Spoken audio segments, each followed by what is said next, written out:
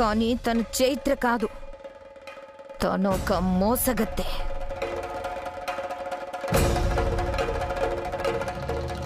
తన వల్లే ఇప్పుడు నా మేనల్లుడు చావు బతుకుల మధ్య కొట్టుకుంటున్నాడు.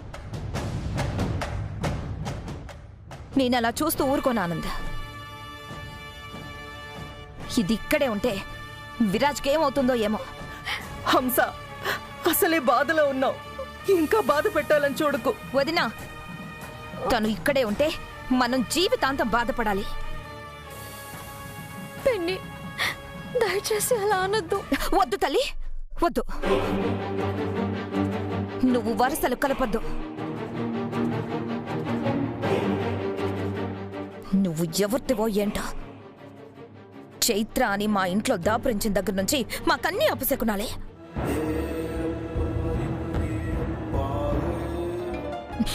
నువ్వు ఇంకా ఇక్కడే ఉంటే మా విరాజ్ మాకు దక్కకపోవచ్చు. కొంచెం సైలెంట్గా ఉండండి మేడం, ప్లీజ్. ఆనంద్ గారు, పేషెంట్ని చూడాలనుకుంటే వెళ్ళి చూడొచ్చు, ఆయన స్పృహలోకి వస్తారు.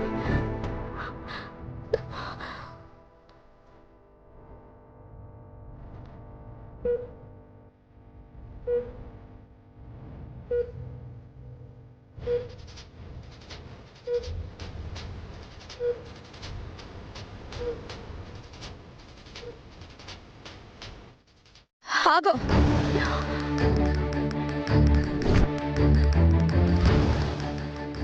ఎక్కడికి?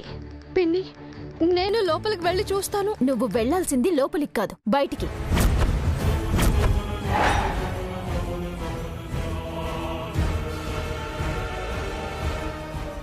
నడవే బయటికి. పిన్ని ప్లీజ్, అలా అనొద్దు. నా కన్నయ్యని నేను చూడాలి. వద్దు.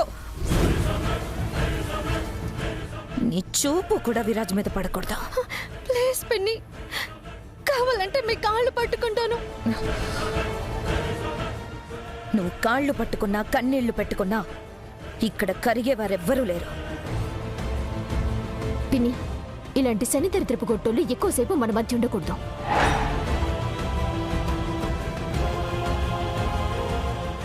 రావే. పిన్ని, రా. పిన్ని ప్లీజ్ పిన్ని, పిన్ని పదవే. పిన్ని, పిన్ని ప్లీజ్. నువ్వు ఇంకెప్పటికీ విరాజ్ దగ్గరికి రాలేవు. పిన్ని, పిన్ని.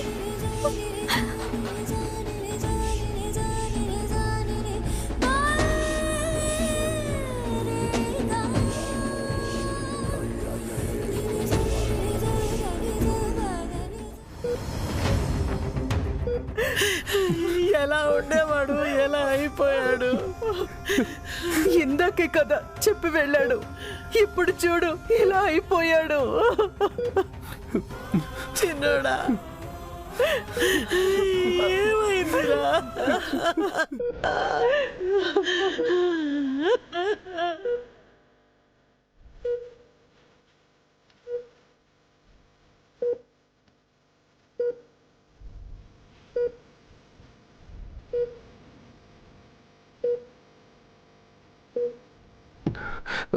ఏమైంది సిస్టర్?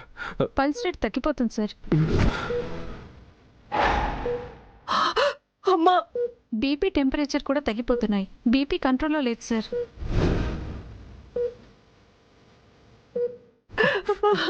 డాక్టర్, మా తమ్ముడికి ఏమైంది? సడన్ గా బీపీ డౌన్ అవుతుంది అంటున్నారు.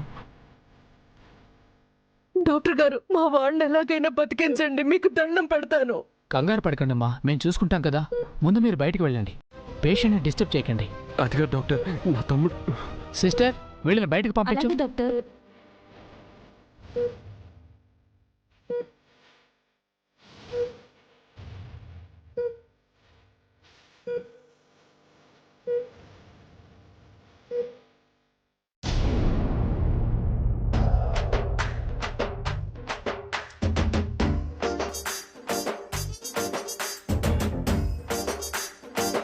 అయ్యో రామా, ఏంటిది? నా పెళ్ళాన్ని రక్షిస్తూ బయట నుంచి వచ్చేసింది అనుకుంటా. అమ్మో, నేను ఇప్పటి వరకు రెస్ట్ తీసుకున్నానని తెలిస్తే రెస్ట్లెస్గా పనిష్మెంట్ ఇస్తుంది.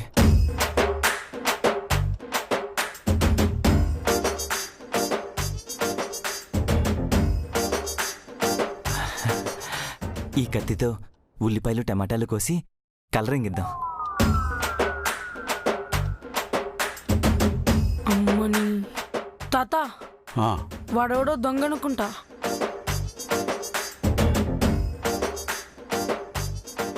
అవురా అట్లనే ఉన్నాడు. చేతిలో కత్తి కూడా ఉంది. ఆ, జాగ్రత్తగా పట్టుకుందాం పదా. పద. జర చూసుకోండిరా. సరే అమ్మా.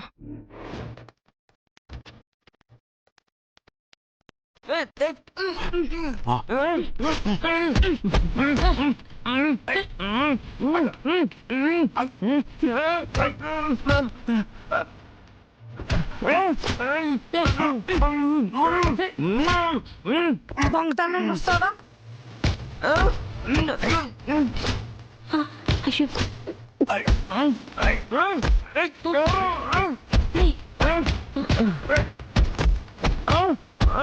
చిన్నగా ఆపరా. అమ్మా నువ్వు ఊరుకో అమ్మా. ఇలాంటి దొంగలకి ఇలానే కావాలి. కొట్టు, గట్టి కొట్టు.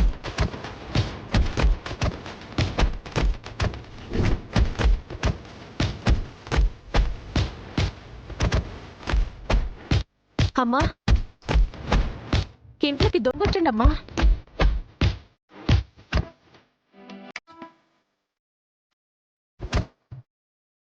తాత కొట్టు తాత. అక్క పోలీసుకి ఫోన్ చేయక్క. అమ్మా ముందు ఫోన్ చేయి. ఇంకా 4 తగిలించండి.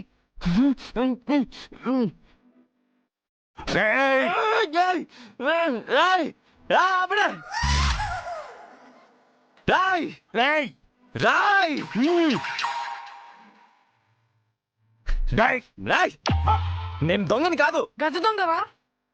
అసలు మీరెవరు? నా ఇంట్లో నన్నే పట్టుకుంటున్నారు.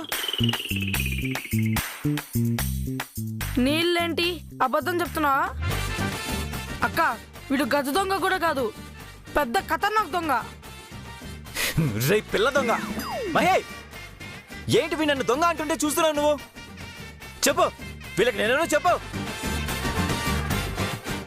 ఏందమ్మా ఈ నిన్ను పేరు పెట్టి పిలుస్తున్నాడు? ఇతను నీకు తెలుసా అమ్మా? హా తెలుసు పిన్ని. వేస్ట్ క్యాండిడేట్ గురించి ఎవరు ఏం తెలుసుకున్నా ఉపయోగం ఏంటి? మహీ, వీళ్ళ ముందు నా పరువు తీయకు. నీ మొహానికి పరువు కూడా ఏడ్చిందా? సారీ అండి మిమ్మల్ని దొంగ అన్నందుకు. నీ రాబిన్, దొంగలతో అతన్ని పోల్చినందుకు దొంగలు కూడా సిగ్గుపడతారు. తాళి కట్టిన మొగుడు పరువు తీయడం పతివ్రతల లక్షణం అనిపించుకోదు మహి. క్యారెక్టర్ లేనివాడు కట్టిన తాలికి విలువే ఉండదు. అయితే ఆ తాళి తీసి ఇంట్లోంచి వెళ్ళిపోవచ్చు కదా. నీ తాట తీసిన తర్వాతే కదా నేనిక్కడి నుంచి కదిలేది. అమ్మా అట్లా అనకూడదమ్మా. పిన్ని, ఇతని గురించి మీకు తెలియక జాలి పడుతున్నారు. ఇతను చేసిన ఘోరాలు తెలిస్తే కత్తి తీసుకుని నరకడానికి వెంట పడతారు. చాలు, నా గురించి ఇచ్చిన ఇంట్రొడక్షన్ చాలు. అసలు వీళ్ళెవరు చెప్పు? వీళ్ళెవరు? నా వాళ్ళు. ఆ? నీ వల్ల ఎప్పుడు ఎక్కడా వీళ్ళని చూడలేదే. వీళ్ళ భాష కూడా వేరుగా ఉంది. నీకు వీళ్ళకి చుట్టరకం ఎక్కడి నుంచి వచ్చింది? తెలుసుకుని ఏం చేస్తావు? ఇన్ఫర్మేషన్ ఇస్ వెల్త్ అంటారు కదా, చెప్పచ్చు కదా. ఆహా, చెప్తాలే. తిను మా పిన్ని. అదిగో ఆయన మా తాతయ్య. హా, ఇదిగో వీడు నా తమ్ముడు.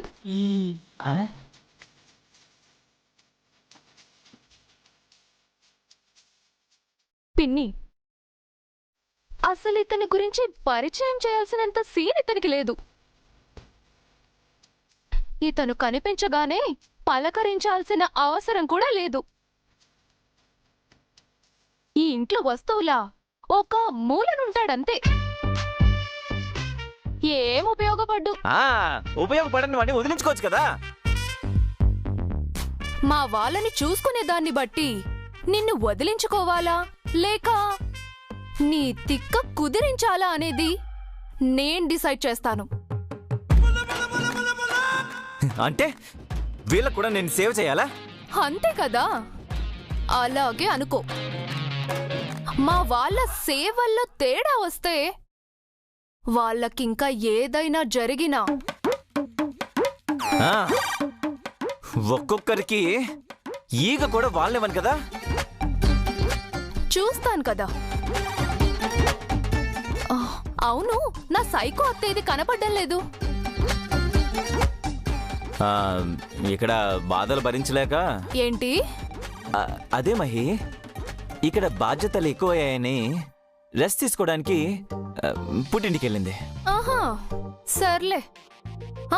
మీ అమ్మతో పాటు నువ్వు కూడా పోవచ్చు కదా, దరిద్రం వదిలిపోద్ది. నీ మెల్లో తాళి కట్టిన పాపానికి నాకు అది తప్పదు కదా.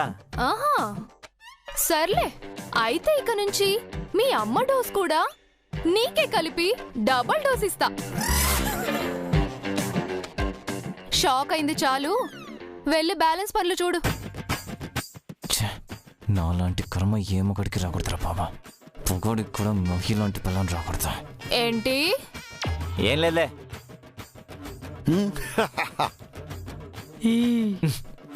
దామరా.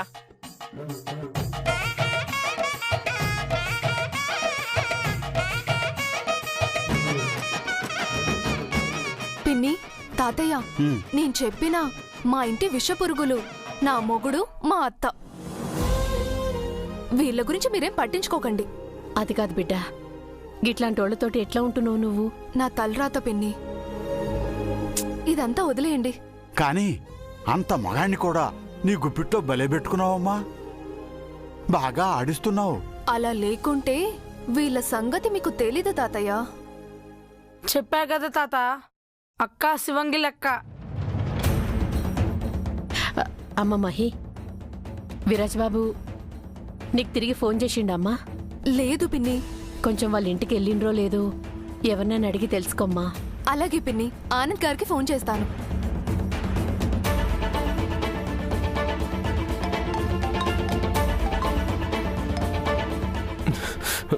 చైత్ర. ఆనంద్ గారు, నేను మహిని. మహి, నువ్వా? చైత్ర నీ దగ్గరకు వచ్చి నాకు కాల్ చేసిందేమో అనుకున్నాను. అక్క ఇక్కడికి రావడం ఏంటి? రాక్ స్టార్ తో పాటు మీ ఇంట్లో కదా ఉండేది. ఓహో, నీకు తెలీదు కదా. ఏమైంది? విరాజ్కి యాక్సిడెంట్ అయింది. అయ్యో, రాక్ స్టార్ కి యాక్సిడెంట్ అయిందా?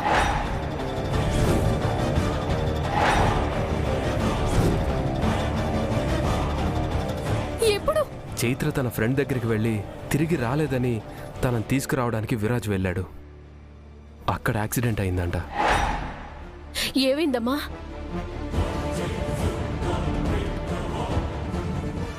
రాక్ స్టార్ కి ఎలా ఉంది ఇప్పుడు? క్రిటికల్ గానే ఉంది.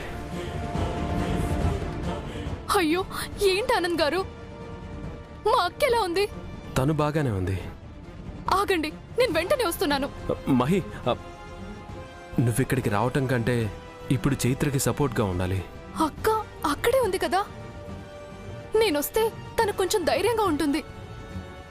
మహి, చైత్ర ఇక్కడ లేదు. తనని మా అత్తయ్య వాళ్ళు ఇక్కడి నుంచి వెళ్ళగొట్టారు. అందుకే తను నీ దగ్గరికే వచ్చిందేమోనని ఫోన్ లిఫ్ట్ చేయగానే చైత్ర అన్నాను. సరే ఆనంద్ గారు, మీరు రాక్ స్టార్ ని జాగ్రత్తగా చూసుకోండి. నేను అక్క గురించి తెలుసుకుంటాను. సరే మహి. మహి, మహి, ఏమైందమ్మా? రాక్ స్టార్ కి యాక్సిడెంట్ అయిందంట.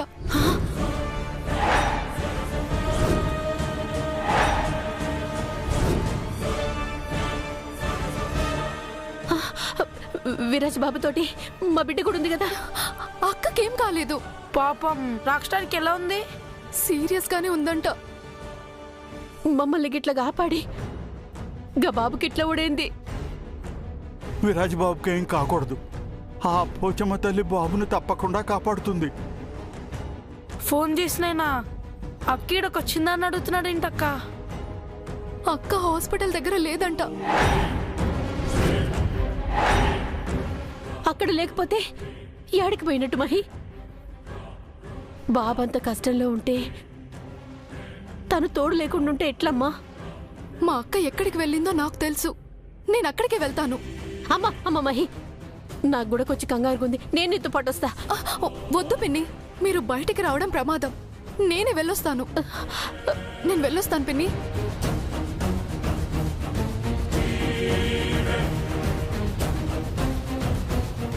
పిన్ని, ఈ మొబైల్ మీ దగ్గర ఉంచండి. దాంట్లో నా నెంబర్ ఉంది. ఏదైనా అవసరమైతే నాకు ఫోన్ చేయండి. గట్లనేమ్మా, నువ్వు జాగ్రత్త. నందుని కంగారు పడొద్దని చెప్పు. సరే పిన్ని, మీరు జాగ్రత్త.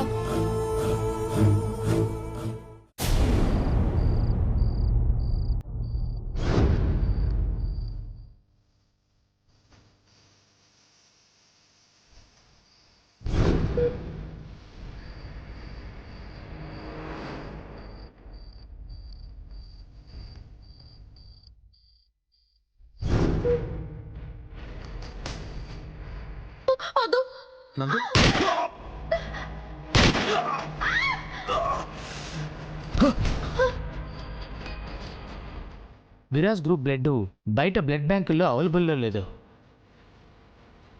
వెంటనే విరాజ్కి ఆపరేషన్ జరగకపోతే విరాజ్ ప్రాణాలకి చాలా ప్రమాదం. తన కన్నీళ్ళు పెద్ద కుట్ర, తన వేషం పెద్ద వ్యూహం, తన లక్ష్యం మన పతనం. పదవే. నువ్వు ఇంకెప్పటికీ విరాజ్ దగ్గరికి రాలేవు.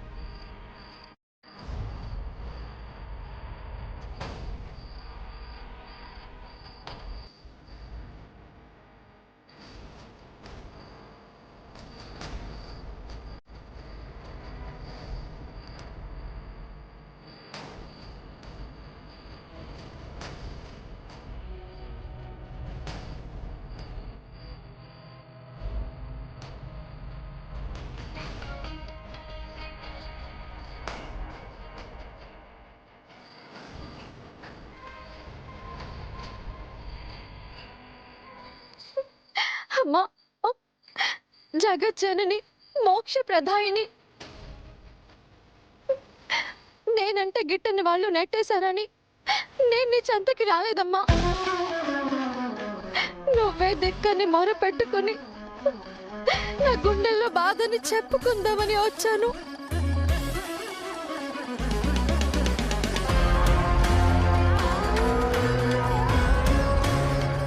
ఈ సృష్టిలో మంచిని కాపాడి చెడుని చీల్చి చెండాడే అమ్మలగన్న అమ్మవి.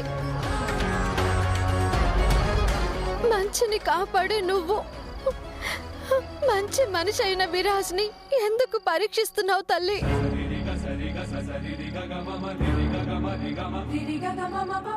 ధర్మానికి కట్టుబడి న్యాయం వైపు నిలబడి నన్ను రక్షిస్తూ తన ప్రాణాల మీదకి తెచ్చుకున్న తనని ఎలా అయినా సరే కాపాడమని అర్థించడానికి వచ్చానమ్మా.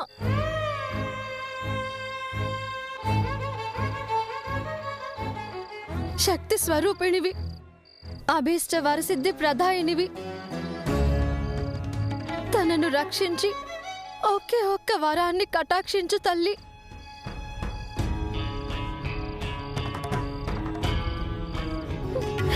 తనెవరో నేనెవరో కొన్ని రోజుల క్రితం మా ప్రపంచాలే వేరు, మా జీవితాలే వేరు, మా బతుకులు వేరు. కానీ నువ్వు ఆడిన ఆటలో నేను అతని జీవితంలోకి వెళ్ళాను. ఆ తర్వాత నీ లీలల వలన తన జీవిత భాగస్వామిలాగా నటించడానికి వెళ్ళాను. అది కేవలం నటనే కదమ్మా. తను కట్టిన మాంగళ్యానికి శక్తి ఎలా ఉంటుంది?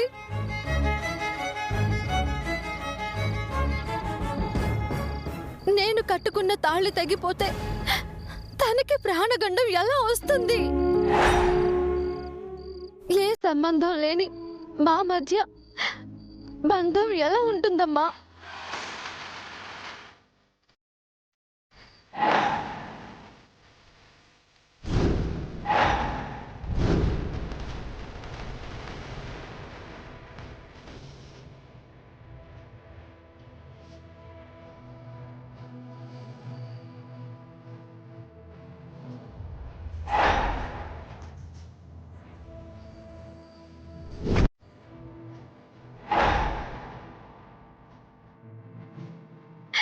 సమస్యని నువ్వే తీర్చాలి తల్లి. నువ్వే సమాధానం చెప్పాలి. నువ్వే సమాధానం చెప్పాలి. నువ్వే సమాధానం చెప్పాలి.